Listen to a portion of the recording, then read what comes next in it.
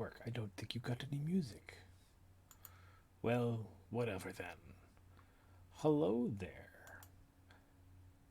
How you doing? I hope you're keeping busy. I thought I would turn on the camera for a minute while I work on this. The watercolors, and then I should be able to make out underneath it some pencil roughs, were done as a demo during dynamic drawing a few semesters ago. This is a Saint James, Saint James. I believe it's Saint James. Is that the name? I was just talking about that. I think so.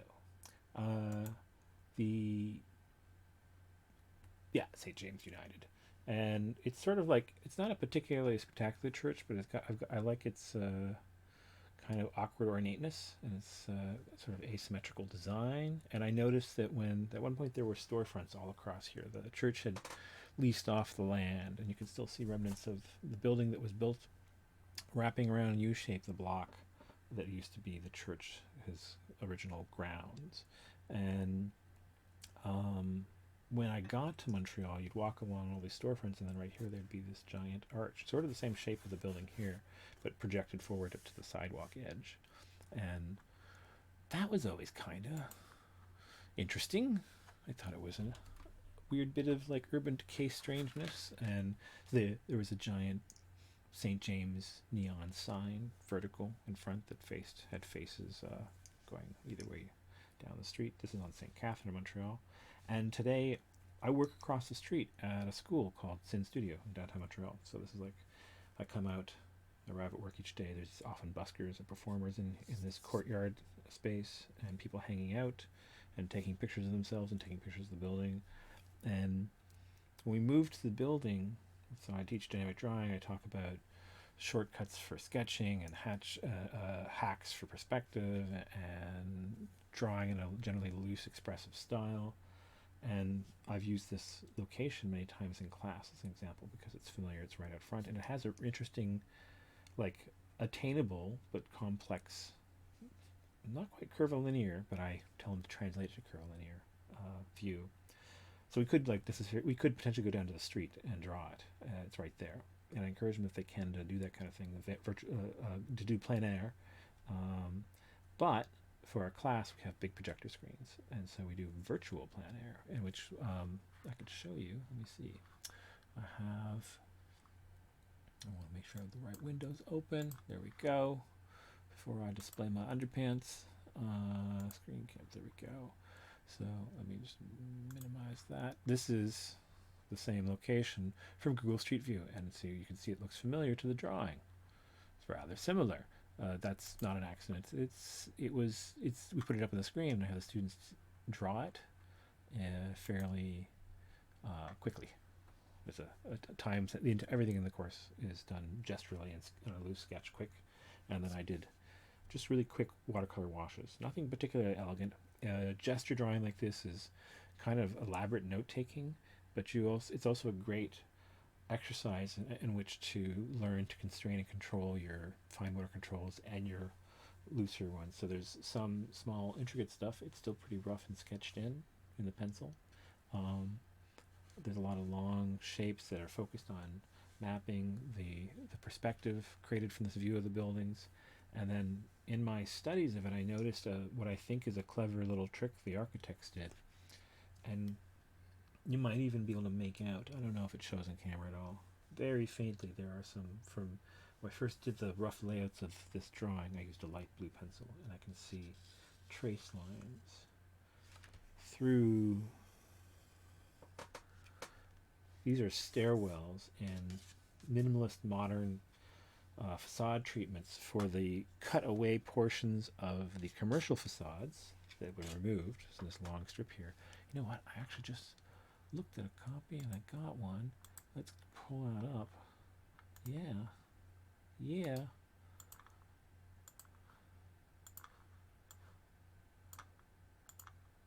Here we go. I love this program. Boom. So that's what used to be there.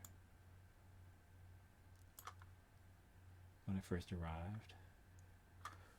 I kind of liked it. I mean, it was definitely kind of a little rundown looking, but it had a lot of character. There was a comic shop here, as a friend of mine was just reminding me.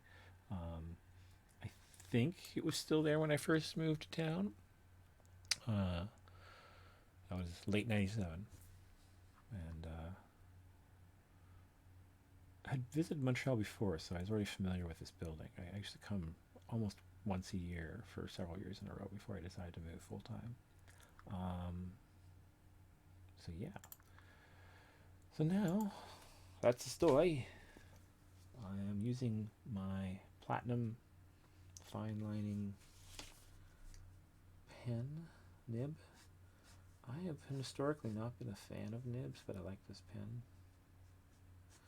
And, you know, for one thing, it's because it's a pen. I don't have to dip it. I don't have to manage the ink. I do not want to manage the ink. So let me just do a thing here. I'll get my reference back. So yeah, I do have the same view we drew in class open in front of me. This is not meant to be from my imagination. This is a referenced sketch. I still don't want to linger, but I want to be able to look up, glance, and verify what I believe my notations tell me I was trying to do. And I regulate those bumps a little bit. I'm gonna do my own thing right there. Is that what they did? Oh, it's a little different. I don't care. For me, drawing is a mix of those two right there. So check, verify, but also when you're feeling it, improvise, interpret the forms, and then check after. How far did you go? Did you warp it a lot? That's all right. It's yours now.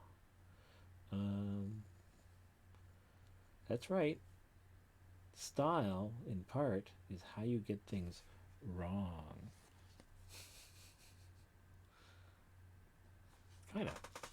That's a joke anyway. I know people who definitely will say like their style, their art style is a collection of their errors or something like that, which I definitely aspire to constantly identify my shortcomings, a collection of their shortcomings, and I like to identify my shortcomings, and then those get targeted as things to work on. I was just telling, I have my first new, so I actually have had a student patrons before, but I think Zoom and a lot of the digital tools available now just make it a lot easier for me to do student patrons again. And I actually, before the crisis, I had reintroduced a tier. You know what? I'm making up shit right now. Let me check. Oh, yeah, I'm pretty sure I am. But that's okay. You know what? I'm going to do it anyway. I kind of like it. I'm digging it. And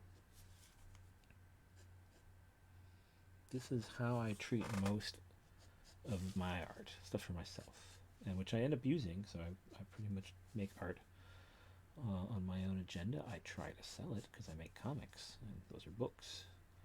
And for people to enjoy my art, they must buy the books. I actually post a lot of it online too, but you know, that's the idea. Download the book at least. So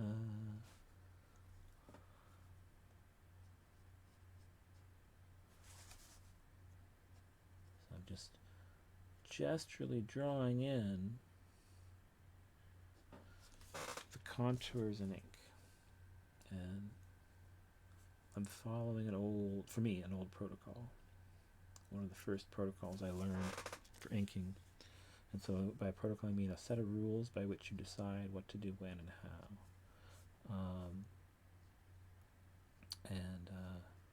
When it comes to following protocols, I'm definitely not like the most super rigid. There are other people who are more so. But they're good ways of like organizing and getting things done.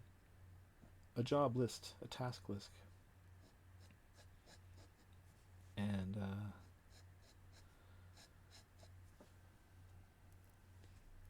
for this one, I'm looking for bigger forms first. So I don't want to get bogged down on the windows and stuff. Right now I'm working on defining and to a certain part, no, certain extent. Yeah, I'm gonna do it my way anyway. That's wrong, but you know what? I'm looking up and I'm looking at this, and I like my invention. I like the doubling. I think it is a doubling. It just looks weird at that angle. Yeah, because that ridge doubles. So I'm going to call that my memory. I think my memory won. I say that somewhat facetiously for those that know. I have no visual memory. I would say, I was just saying this to my student today. So I was in the middle of saying earlier, I had my first video chat with a Patreon student, and was talking about a few different things related to drawing. What was it with this one? Oh yeah, I think I know what it was going to be. It was the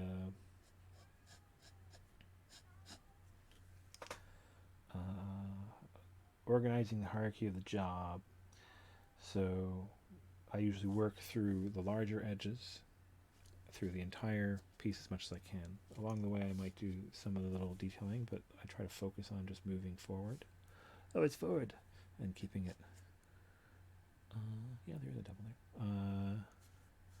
Fairly nice and clean like that. Longer strokes.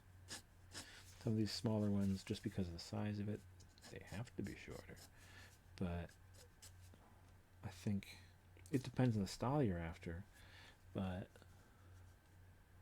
generally that looks nicer than little short inchy bits, unless you're describing ridges and things, in which case fine, you know, do what works.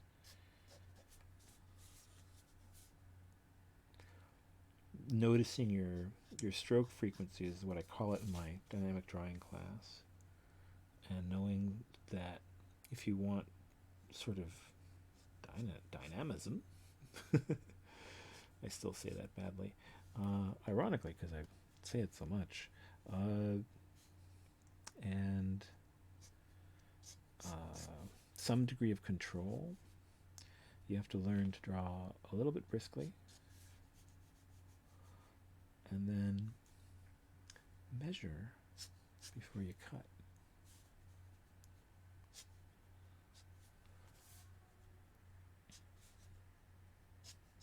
Once I start making lines, like this line told me where that line had to be, and this line told me where that line had to be in relationship to there, and the surface that I'm trying to create coming forward.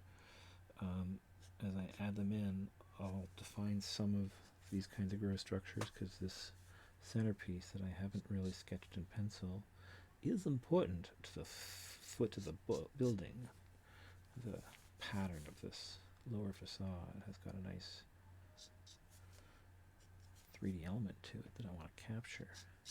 And I am somewhat distorting my view compared to the one given, but then so does it.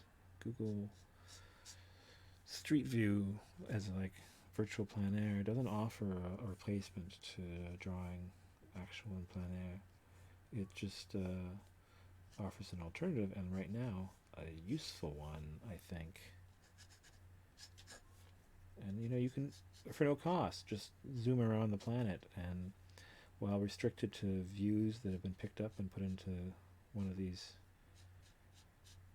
platforms, you're actually able to draw a crazy number of places. I use a corner on a winding road in Italy for another perspective drawing, doing curvilinear forms. I use San Francisco a couple times in the past, and gullies for organic, beautiful spaces. I'm talking to you and getting caught up in a window. I don't want to do that yet. Hierarchy. I think I like the weird open. I want to keep that light. And I haven't really figured out what's up with the stairs anyway, so that's a good plan, man.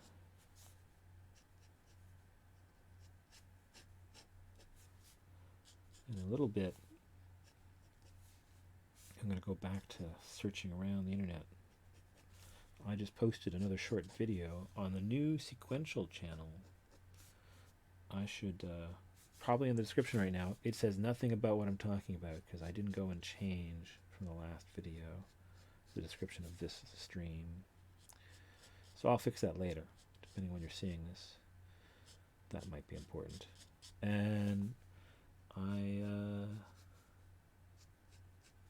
if you look for, what's the channel name? I forget now. Sequential Pulp.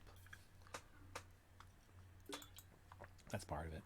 I just, right, so on my YouTube channel, in the community page, I posted the link. You will find a link to the Sequential Canadian Comics News channel.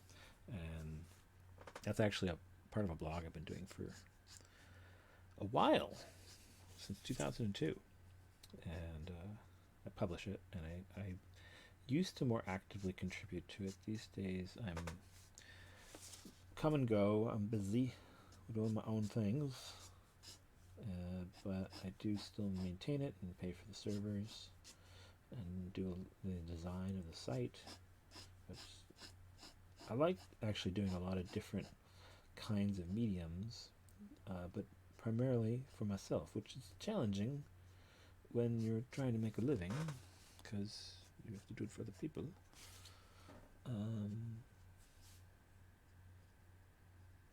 And that's something I'm actually pretty good at doing. But it took some doing to figure out and learn. And you're always like, that's definitely figuring out where my boundaries are and what I would do for money and what I won't. There are easy answers to those questions, but there are also going to be others that you didn't anticipate. Let's look at our source material for a second. Oh yeah, that's important. And you should expect to have to renegotiate your boundaries occasionally. That doesn't mean compromising. Just you're gonna make. I know I had ideas when I was young that were not informed by reality. So you're gonna make decisions earlier on that later on you're gonna go, yeah, no, not so much.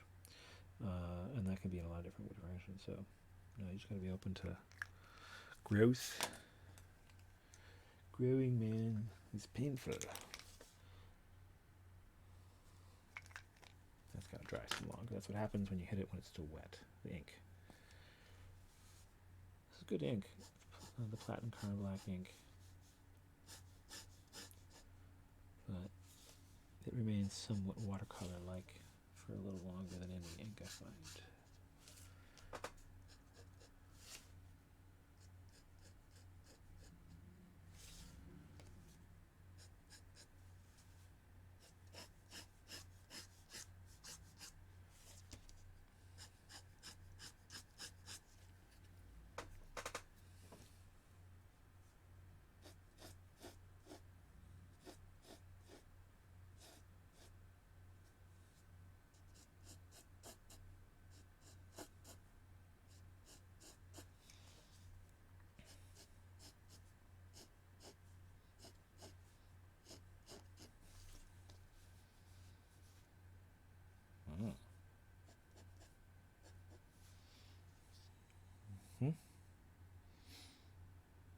Didn't get those two little windows in. Oh.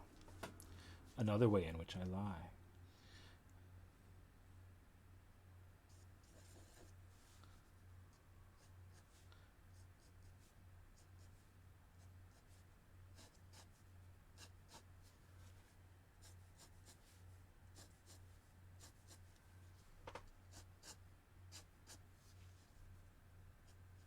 Now that I think about it, I remember talking about doing this in the class.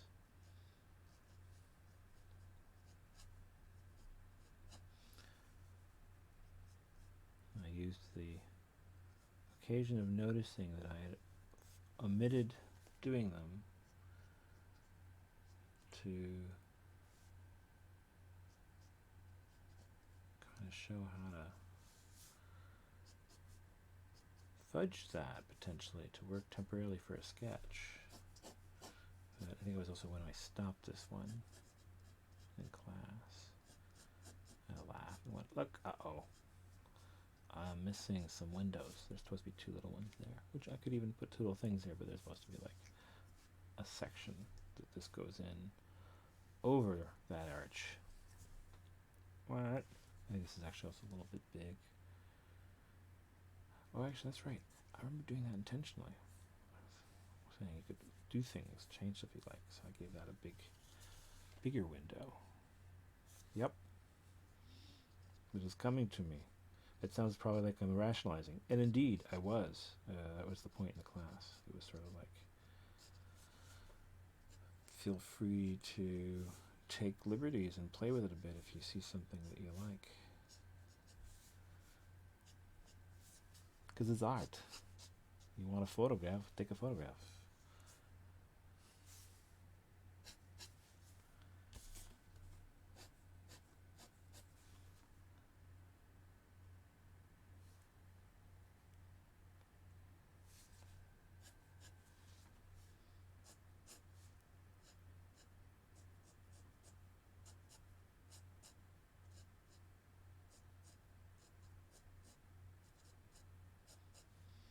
This is like also, by the way, for the class, this is like a demo sketch. It's going to be like a sample of how to kind of do a thing, an idea.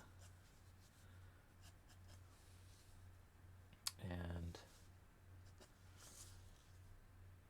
there will also be a funhouse crazy warped one, because the bigger idea is actually about linear perspective, freehand still, but linear and sketchy, and then sort of curvilinear and or just like warping, playing with, understanding the sort of the real power of thinking about and kind of getting a good working understanding of how perspective works in a, I would call, more intuitive way. So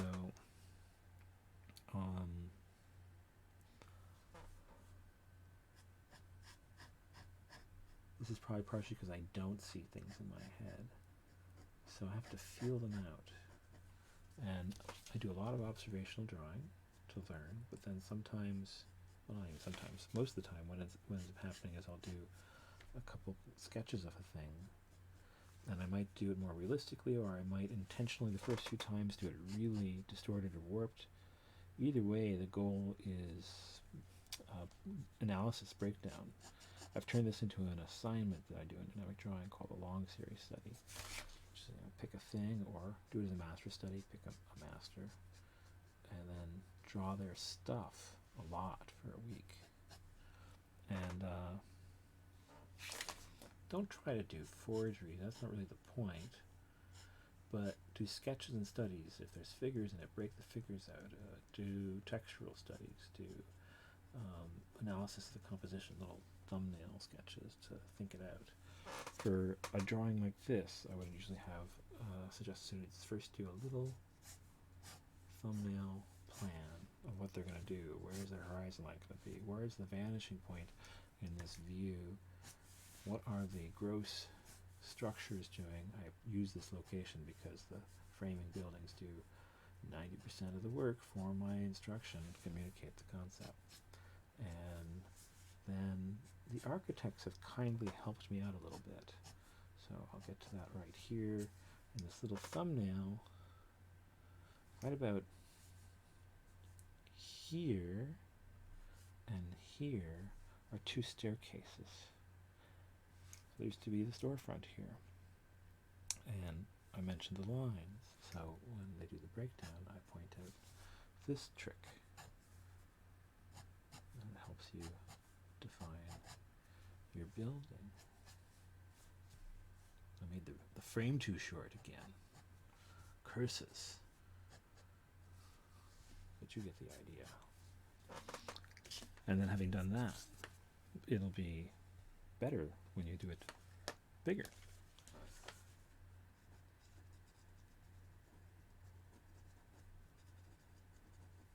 Time for some leaves.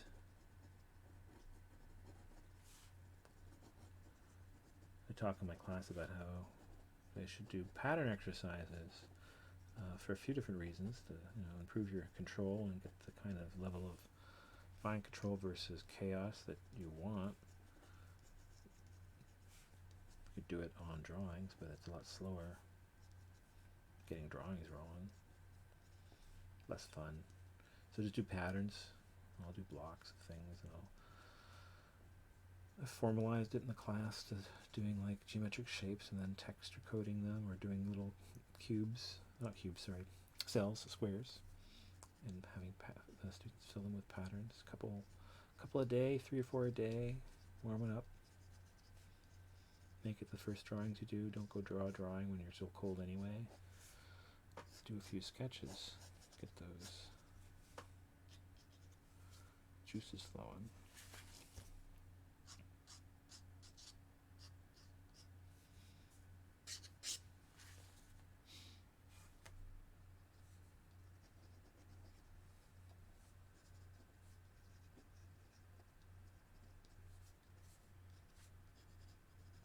But then later on, you can use one of those patterns, a chaotic, sort of low-res, leafy contour, that one can use to quickly map in the boundaries of a tree, while still talking to a camera. I didn't have to invent it. I've done this one a few times. And it started as a little exercise to figure out, because I didn't like my trees. How am I going to do that better? I'm going to sit down and solve the problem for a while. Not everyone learns that way, but I'd highly recommend it.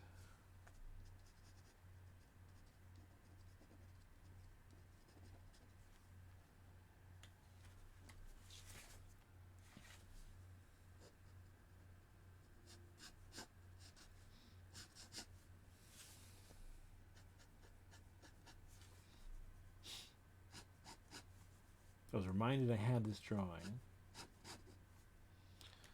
by a post. My friend Rupert posted some video of a tour to terrible music of old Montreal. Not old Montreal, sorry, the neighborhood. That could be confusing. No, like Montreal in, it was like the 60s or something.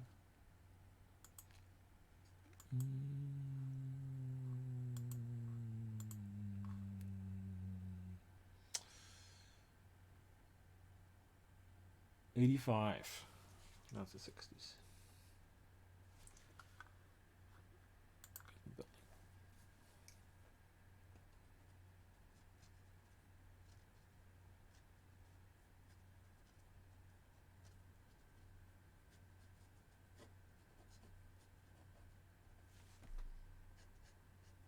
But Max, that's kind of sketchy. Yes, this is style. Nice and doodly. And this is sort of a fun kind of gesture line I like using. I used it a fair bit on my last short story. I just did a story for I want to say Letters to Montreal, might be Letters of Montreal, the FBDM anthology. FBDM is happening, actually. Just they've gone virtual, which, so downside, bummer, there won't be the market, so I won't be able to sell books, and it's one of the reasons that one of the things that motivated me to postpone publishing Mind Engine and just do more stories, to expand on what I had until that's all this stuff has at least sort of focused, and I'm kind of assuming that I'm not going to be going out to promote anything. That's my big thing, is I sell most of my books at events, and so it's kind of an anticlimactic way to launch a thing.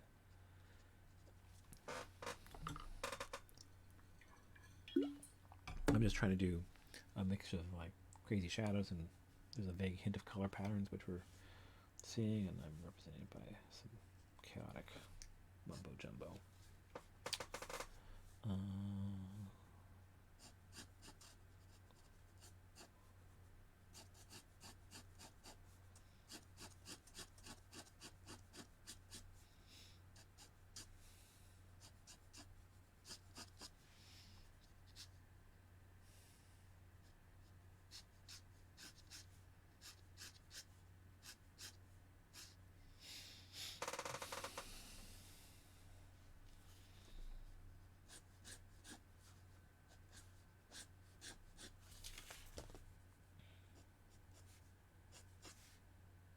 That's kind of one of the benefits of teaching is that I'm actually motivated to revisit some of the exercises that I used to do to learn the skills I have. But something that came up when I was talking to I'm not sure if I should say. She's on Patreon, so yes, I should say Kara Queen. So thank you, Kara Queen, for pledging on Patreon. And then I was going to say we were talking about once you get kind of past your initial stages of learning, people often find inertia in making time to draw when they don't have an explicit mission like a job or a project to do it on. So the trick I was trying to say is kind of goes to two ways. You could read it two ways. Make practice an assignment and or turn the work you need to do in order to do an assignment. And also, like, this is the answer to what do you do when you look at a blank sheet and you get hit by anxiety and uncertainty and the freeze sets in. Or even just like get frustrated. Not everyone has that intensive response, but a lot of people experience just sort of being stuck and not sure what to do. And it's actually pretty normal, and it's going to be a lot of different things, but it requires a sort of like analytical approach in that I start making lists of the things I'm looking at in the assignment. So I get a script, or I get an outline for an illustration, and I read it, and if it's a script, I'm making a prop list as I go. Sometimes on a job there'll already be one that someone else has gone through and figured, okay, we need all these things. But if I'm looking at the script as well, I will tend to do my own, and or like, you know, if I see things that I think we're going to have to figure out that they haven't identified as one, I'll suggest it as a candidate. And that, oh, it's wider. That's what happened there. So I'm talking to you lot. I got distracted.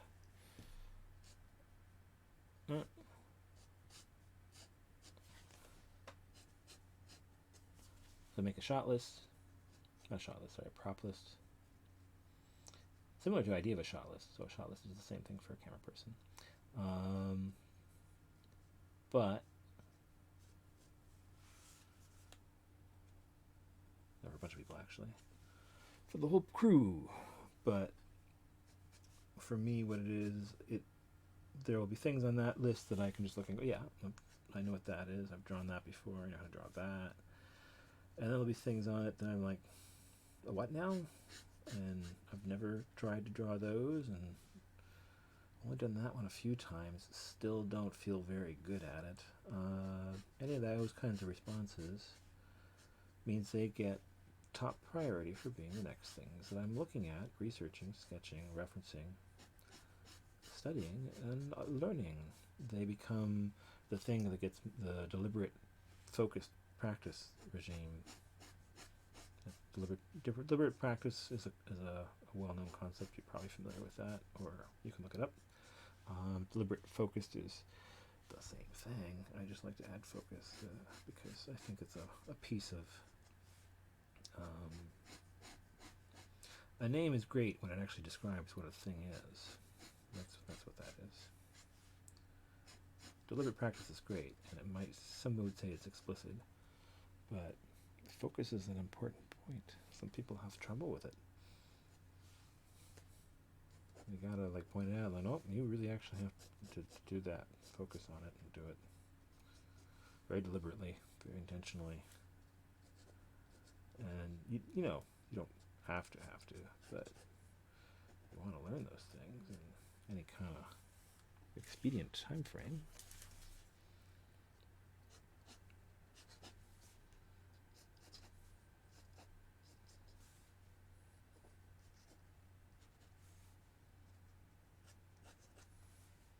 And then for me, it becomes, oops, I was just talking to somebody about this, of the fun of making comics for me. A lot of it is the endless research projects that creates. I would call myself a career student before I would ever call myself a master. But I think it makes for me professionally, it definitely made me a stronger artist, able to do more jobs. And it also, as I get into telling more personal stories and things, it empowers me with a lot of tools. So that's a point I try to make in my introductory drawing class as well, that a lot of what makes an artist seem to kind of be able to dance, to do a bit of magic on the page, is, or just something modestly good, is mostly like just screwing up a lot and learning from the mistakes.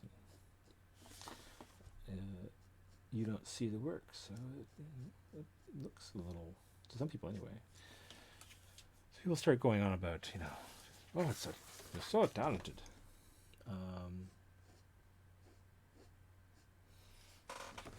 Or you're not. I think most of the time people, when we're talking about talent, are not either recognizing or I think don't give enough credit to the fact that I think there isn't an artist who's quite good and does something interesting that hasn't put a lot of practice into it. Like, people want to point at things like there's an interesting autistic guy who does cityscapes. I think everyone's seen that by now, so I can use that reference as a general cultural touch point. And no, it's totally impressive. But I mean, he's also been doing it a while. That's practice. And I think you look up close at his buildings, this is not to take anything away from him, but people sort of over exaggerate the level of his precision. It's impressive. As someone who's like aphantasic, so I'm the opposite in terms of visual memory, I certainly find it impressive. But it's also not like supernatural? That's the word I'm looking for. Yeah.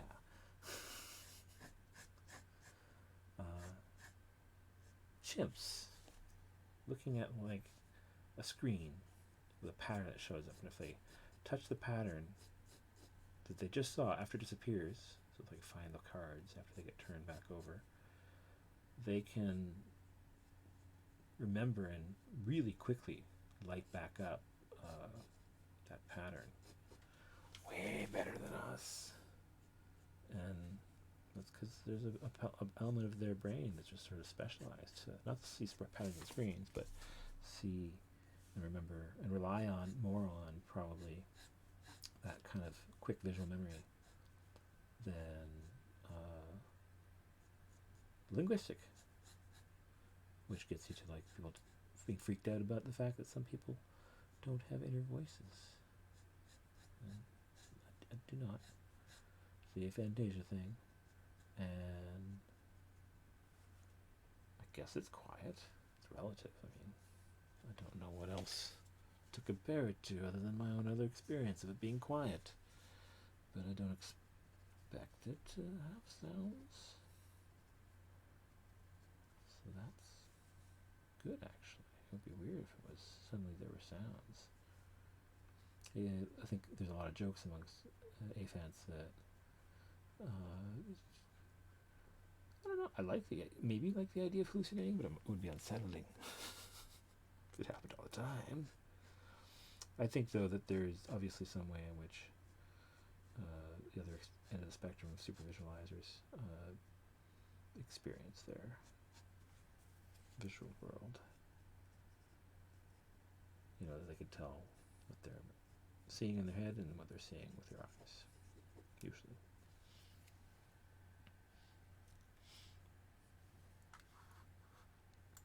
How long have I been doing this one? Oh, 40 minutes. There you go. Time to probably get up and stretch. But I have done most of that facade. I gotta get these little figures in, do that window, and then the rest. But I think that's all I'll record for now. Hey, you know what? I have a student patron category. It's over on patreon.com/Salgood. Is it just Salgood? I feel like I need to check. Because that's my brain. Yes, Salgood. And there's some lower tiers. You could just a couple bucks get all my books. $5, I will draw your social media portraits. And for 10, you can become a student patron and get a bit of one-on-one time every month and be able to send me homework. And based on your work, I can assign you assignments, practice regimes, things like that. Give you worldly advice. Well, I'm not going to try to oversell that, but I have been around the block 30 years, so maybe I can share a few things. And so stay well, and if you're interested, go over to the patreon.com/Salgood and check that out. You'll also find my social medias down below in the texts. And subscribe! And go check out the Sequential channel and subscribe! Is that what you're supposed to do? Like smash something. You're supposed to get suddenly aggressive and smash a thing, and then make sure to tune in later.